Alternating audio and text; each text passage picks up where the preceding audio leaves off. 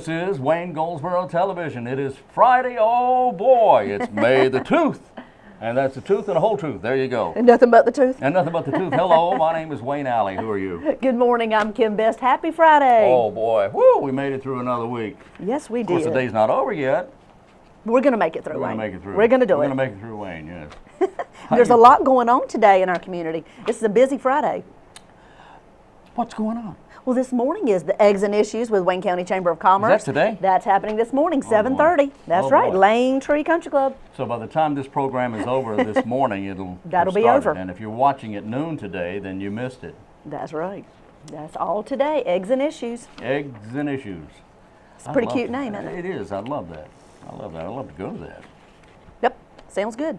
Does sound good. So who's on today's show? May the 2nd. On today's program, I had an opportunity to talk to Shane Smith of the Environmental Health Office here in Wayne County. And he talks about food safety. Things you need to know in your kitchen about how to store food, how to properly, well, just how to be safe with food, how to save it so that when it cools down, it's going to be safe and it's not going to be growing bacteria. That we don't want. That we don't want. So you want to watch this. You'll enjoy it. It's Shane Smith. He and I were at the senior center on East Ash Street. Man, have they got a kitchen, and it was nice. But Shane's got some great information. I learned a lot, so I hope you will too. Also on today's program is Tim Woodard. Tim is you talked with Tim. Yes, he's the Director of Admissions at the University of Mount Olive, and he has so much to tell us about how the college and the university has grown through the years, how their admissions department has changed, and it has gone from a two-person to now it is a huge department, and how students. Yeah, I know. Students, well, they're children to us. yes, they are. Yeah. How their whole makeup has changed from mostly local people right here in our community to how they have so many international students now. I know. It's really ever changing. It is changing. We are an international community. Absolutely. In fact, we always have been, frankly, and that is more now coming up to the forefront, and it just makes this a more interesting place to be. It does, and Tim is really good. He's been at Mount Olive College and now the University of Mount Olive for so long. He was a student there. Yeah. And stay tuned to find out a lot more about his travels and his experiences through the changes of Mount Olive. Yeah, there you go. Well, it is May 2nd. Today, on this day, the year was 1885. I remember it well. 1985? 1885. Oh, 1885. Yeah. You remember that well? Sure. Oh, sure. Doesn't everybody? Of course. A new magazine went on sale on this day in 1885. You can still get it by mail, in fact, or you can find it right next to the cash register at your local grocery. Oh, really? Good Housekeeping went on sale this day, yeah. 1885. Gosh, that's a long time. I know. This day, 1941, the FCC is how you spell the Federal Communications Commission. What they do? Well, for one thing, they really need help. They need to be replaced. Uh-oh. Did I say that? Anyway, they all agreed to let regular scheduling of TV broadcast by commercial television stations actually begin on this day in 1941. It was the start of what would become network television. Oh, wow. So we started going downhill at that moment. 1941. That's right. And we've been trying to get it back ever since, but forget that. Regular network television. Today, birthday today for Leslie Gore. She is 68. She's the one who sang It's My Party and I'll Cry If I Want To. A really intellectual song. There's been a lot of people that have cried to Oh, that I know. through the years. Judy's Turn to Cry and all that stuff. Oh, yes. You Don't Own Me, Sunshine, Lollipops and Rainbows was actually a pretty good song. Yeah. Anyway, she is having a birthday, 68 years today. Happy birthday. Happy. That's right. All right, what else is going on? Well, tonight starts the Joseph and the Amazing Technicolor Dreamcoat. Is that tonight? That starts tonight. That's the production that Center Stage Theater here in Wayne County, Goldsboro, is putting on. They have practiced for months. They have put a lot of time and effort into it, and I know it's going to be fabulous. They have shows tonight, tomorrow night, and Sunday. If you're interested in attending and purchasing a ticket, you can call the Paramount Theater, or you can go to goldsboroparamount.com and purchase your tickets online. I know it's going to be good. Full of lots of local, very talented individuals putting on that production right there at Paramount Theater. Our very own Donald is in that. Is he? Yeah, Donald Sutton's okay. in Joseph. He plays the brother and I can't remember the brother's character's name. It's but such anyway, a good show. It is. And the music is wonderful. My daughter did that show years ago, or she was in it with Stage Struck. Yeah. And I remember thinking, and that was years ago, and I remember thinking, what a fabulous show, full of color and excitement. Yeah. It really is a very busy show, a lot going on. It's very but it's got a good show. message. It does have a good message, and it's popular as well. It's done all across the country. It certainly is. And in fact, I believe there's a stage production in Raleigh going on I think either so soon too. or now or soon or the other day. But That's a good description, Thank Wayne. you. Well, You're welcome. Hey, I read the calendar. You don't have to tell me what's on it. But it's a very popular program, and they've done it here for many years in Wayne County. Absolutely. Yep. So go see it if you haven't. Oh, good boy. entertainment. Oh, boy. What else is happening? You're not going to believe this. Why? Today is Tuba Day. Boom, boom, boom, boom. It's also International Space Day. Okay. And for some reason, and I don't know why, keep an open mind here, it's No Pants Day. Okay, enough of that. We're going to go to our interviews now. Thank you very much.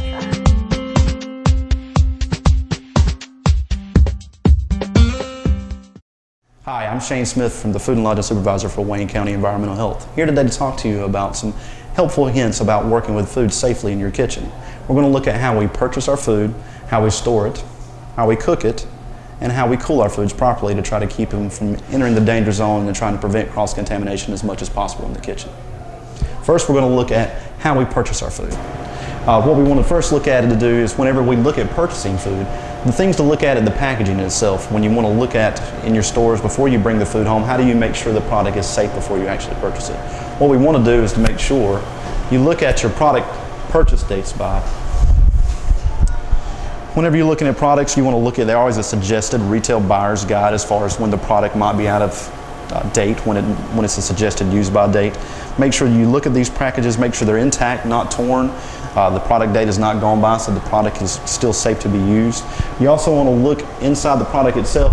If it's a frozen product and you see ice crystals or you see condensation in the product itself, you already know it's probably thawed out and then it's been refrozen. So you make sure those frozen products are a complete intact package and you don't see any of those signs to make sure it's been safely kept below the temperature that it needs to be held at, so it's safely to serve when you get home. Once you do purchase food, the next step when you come into your home is how do you store that food? Before you're doing that and you're bringing it in, the main tool that you're going to use in your home is your hands. You want to make sure you do have proper hand washing before handling raw products. Hand washing is something that a lot of people think twice about. They just go in and wash your hands, but we want to show you today how to actually wash your hands and keep food safe. We have here an effective hand washing guide that we hand out throughout the state of North Carolina. Kind of shows you the brief description of how to properly wash your hands. It's something that you might take for granted, but here we're going to exactly show you how to prevent cross-contamination of food with your hands and bacteria. First thing you want to do is make sure you have running water of about 100 degrees. You want to make sure you wet your hands effectively, completely, and this goes up to your wrist. Apply soap and make sure you do rub it in between your fingers all the way up to your wrist. They say about 10 to 15 seconds. You can sing happy birthday, sing ABCs, anything that can kind of make sure that you've washed in between those areas, making sure you get between your nails. After doing so, rinse your hands completely, getting all the soap and bacteria off. Have a paper towel or a single-use towel available. Wipe your hands and then actually use that paper towel to cut the water off. The reason you want to be able to turn that water off with the paper towel is that way you're preventing the transfer of bacteria back from the hand washing facility back to yourself. If you use a paper towel and then throw it away and then turn it back off with your hands, you've effectively recontaminated your hands. So you want to make sure you use a single-use towel after washing your hands completely. After storing your food properly, you want to make sure you or whoever your food handler is in the kitchen doesn't show any following symptoms to make sure it's safe for them to work with food. If they have signs of diarrhea, vomiting, jaundice, sore throat with a fever, or an infected cut or wound, you want to try to limit them from the kitchen so they will not be working with food. These are the 5 major risk factors that the CDC has reported that can cause foodborne illness. Anytime that you have any of these symptoms, try not to work with food and make sure you have someone else in your home or in your fundraising group that's going to be doing the project to not work with food to make sure they have a safe working environment. Okay, the next thing we want to be able to do, once we get that food in properly, we've already made sure that we purchased it where there's no contamination in the package, it's been the use by dates, the package is still intact. We want to make sure you store foods in a safe manner inside your refrigeration units. Here you can see there's several different items stored inside the refrigeration unit. What we want to look at doing is trying to store items according to temperature in your refrigeration. So that way, if there were a spill on top of one item for another, you're going to cook and kill the bacteria on that food to prevent any kind of foodborne illness. So here you don't really see any kind of raw foods except for eggs. So here you've got muffins, milk, some different ready-to-eat foods, breads, and those items, but you see the one raw ingredient they had is eggs, and it's stored on the bottom. So what we want to do is we have a chart that we kind of give people, and we look at how to store foods according to cook temperature, and it's kind of a temperature guide. We want to make sure we store the items according to temperature inside of your refrigeration units. Depending on what kind of products you have purchased at your local grocery store, you want to store them according to the temperature at which their final cook temp remains. As you see here, poultry or any kind of turkey or chicken item would go on the very bottom shelf because they have a higher cook temperature, which is 165 degrees. Your next shelf would be beef or ground meats. It's going to be an internal temperature of 155 degrees. The next shelf would be pork, which would be 150 degrees. And on your top shelf, if you had something of all these items, would be eggs, fish, or a whole muscle steak. And that's cooked to an internal temperature of 145 degrees. The reason you store this according to temperature is if each product would, say, drip onto another, you're cooking that product to a higher temperature, so you would kill the bacteria that would effectively cause the foodborne illness on the product here. So depending on the items that you purchased, if you had raw poultry, which would be any kind of turkey or chicken, you would store that on the very bottom because it has to be cooked to the highest temperature. Next shelf, or a shelf on the side of it, would be beef or ground meats or tenderized steaks. On the shelf above that would be pork. And on the highest shelf would be eggs, fish, or a whole muscle steak. Anything that's a ready-to-eat fruit food or vegetable will be stored above those items, and that kind of gives you an item guide on how you would store foods according to temperature. After you look at storing the food properly, once you've purchased the food, and you get ready to work with the product, you want to make sure you look at a couple of factors whenever you're getting ready to break the product out of your refrigeration. You want to try to limit the time the product is actually out to try to prevent food from going what they call above the danger zone. The danger zone in food is whenever it rises above 45 degrees and below 135 degrees. Those are the areas when bacteria rapidly grow. So you want to work in small batches and try to make sure you're only working with one product at a time. What we have here is a cutting board, and you see here it says a bleach and water and a bleach solution. If you're working with a casserole or you're making a dish where you're having to cut vegetables or meats at the same time, you want to only use one or the other. Make sure you use vegetable only by itself, cut the product, then wash, rinse it down, and then sanitize with a bleach solution or a chlorine solution to kill any kind of affected bacteria. After you've done that, then you can come back and work with your other products. So for instance, if you're using chicken, beef, or a pork, you would not work with them at the same time. You would break them into smaller batches and only use one product at a time. This way you're trying to prevent any kind of cross-contamination from one product to another, depending on what type of product you're working with. If you do that, then you'll limit the time the food's out, and then you also limit the time where the product could actually cross-contaminate with another product. So what we have here, we have a cutting board that you would wash and rinse and sanitize, then go back to your next use. But you also have what we look at as what we call stem thermometers. Whenever we talked about earlier with the product temperature of storing according to cook temperature, we actually are looking at devices here that'll help you measure the internal cook temperature of your foods. These are just regular stem thermometers that you can buy at your Walmart or local store. You can calibrate these by using what they call an ice slurry method. Filling in a cup of ice, slurry it with water, sticking the thermometer inside, and it should read 32 degrees. If it does not read 32 degrees, a small dial stem thermometer can be calibrated. What you would do is you would slide the thermometer inside the sheath, and you can twist the calibration nut at the bottom. This way you can calibrate the thermometer in order for it to reach 32 degrees, and you know you're actually getting a proper temperature when it comes time to get a final cook temperature of whatever product you're working with. So these devices are meant to help you with trying to keep the food at a safe level when it's either cooking, cooling, or actually working with the product itself, so you're trying to limit the time that it's growing bacteria. After you have prepped your meal and it's time for it to cook, we looked at this earlier and talked about storage of food according to cook temperature. Depending on the type of product you're using, you want to make sure you cook to the top temperature that's going to kill the bacteria inside the food. So for instance, if you were cooking a turkey or a baked chicken, you would cook it to an internal cook temperature of 165 degrees. Any kind of ground meat or tenderized steak, you would cook to an internal temperature of 155 degrees.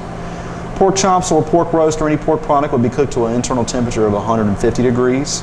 Any kind of egg dish, fish, or whole muscle steak will be cooked to 145 degrees. By cooking to these internal temperatures, you try to limit the time that they're going through the danger zone. You meet that final cook temperature and you actually kill whatever bacteria that could be in that product. Now, we also talked about the danger zone just a little bit ago. If you look here, this shows the danger zone of when bacteria rapidly grow in foods. So you want to try to limit the time these products are in this danger zone.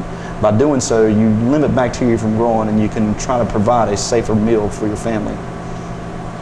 After you finish cooking your dish and you have leftovers that you're getting ready to serve, as far as you might serve at a later time, you want to make sure you cool foods rapidly. You don't want to store items in large stock pots or in large areas. You want to break the product down into a smaller area, that way it cools quicker.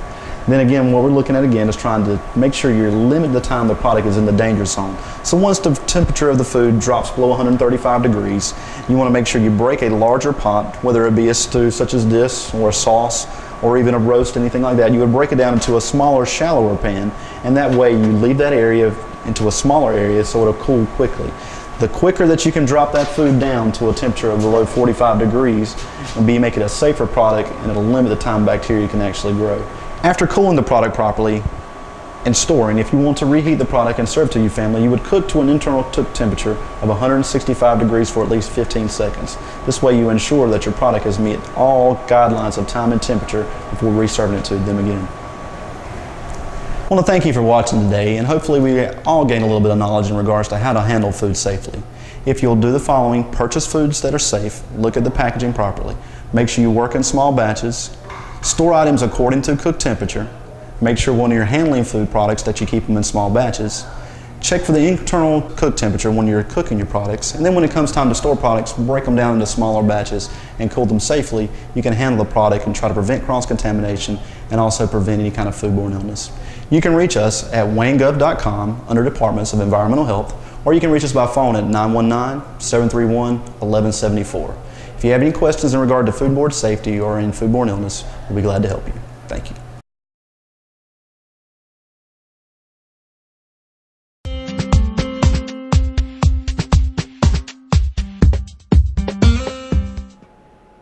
Joining me today is Tim Woodard, Director of Admissions for the University of Mount Olive.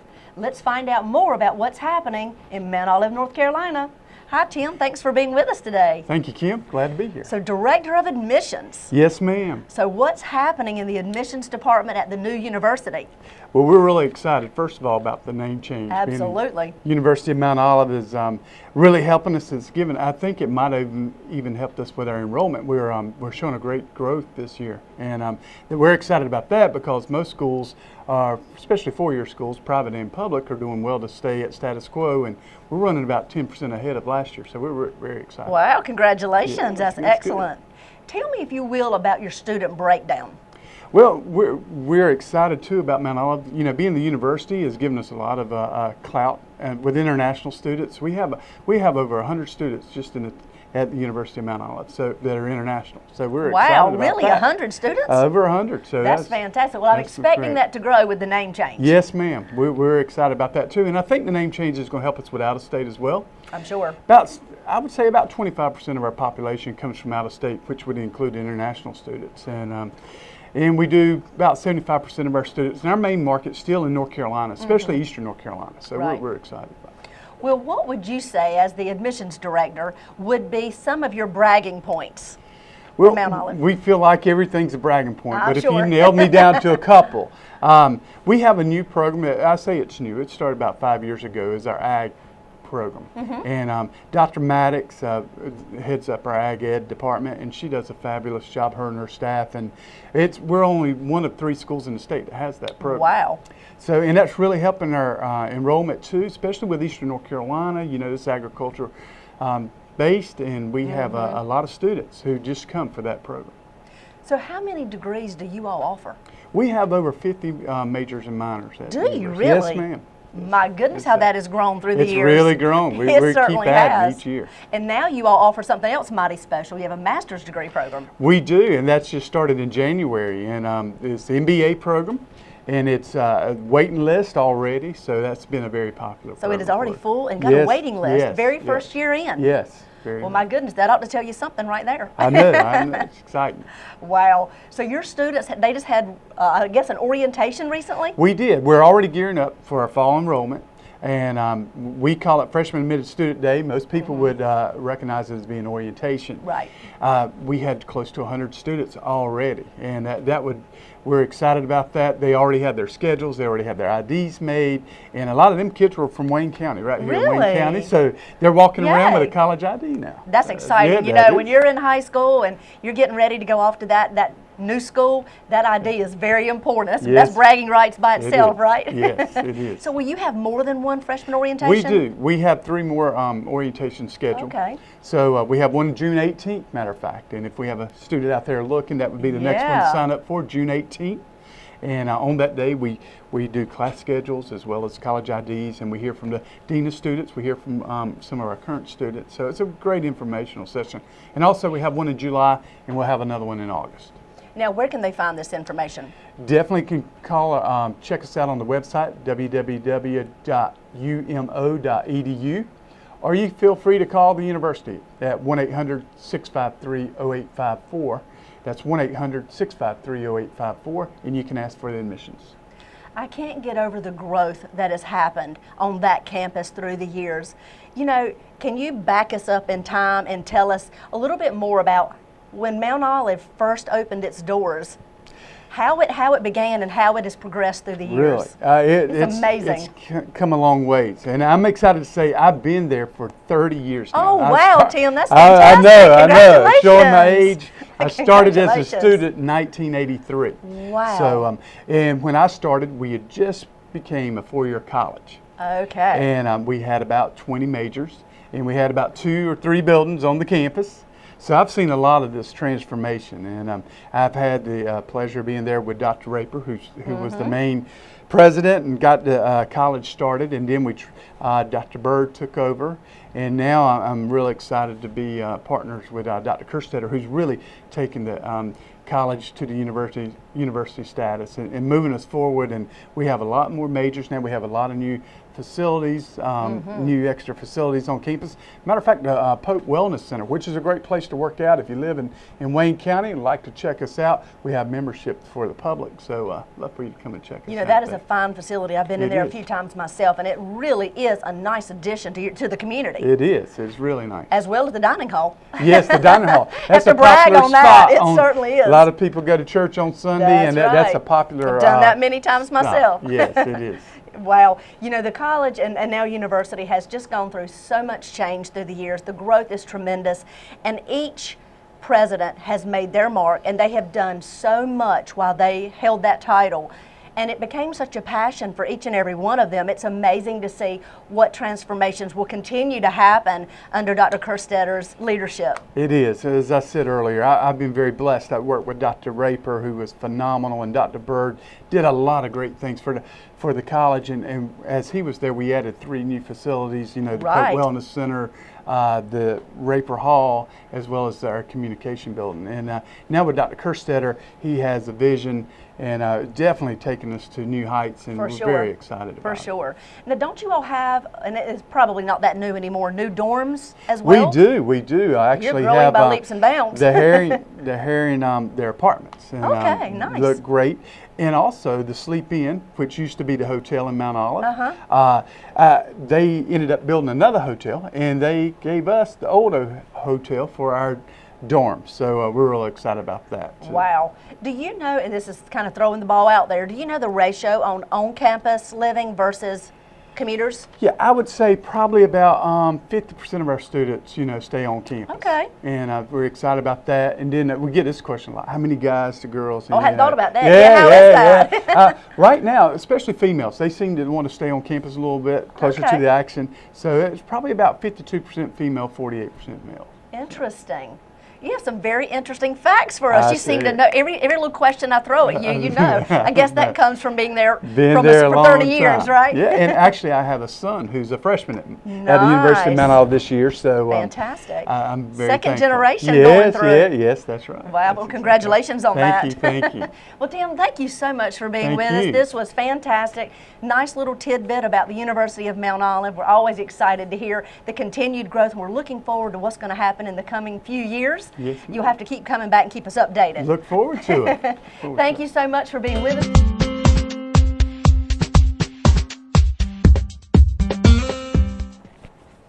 Now, see, I told you. Now, Tim was good. Yes, he's always good. Very informative there. And, of course, Shane Smith with the Environmental Health Office there with food safety. That was fun. Right. That was fun. And I didn't eat a bite. You didn't? I didn't eat a bite. No, it was what was wrong with you? I don't know. Well, you know, they were cooking it off, and it was looking good and smelling good in the kitchen there. And, well, they have such a nice setup at the senior center. Oh, they do. That kitchen is so nice. I mean, it is really set up where you can serve large crowds. Yeah.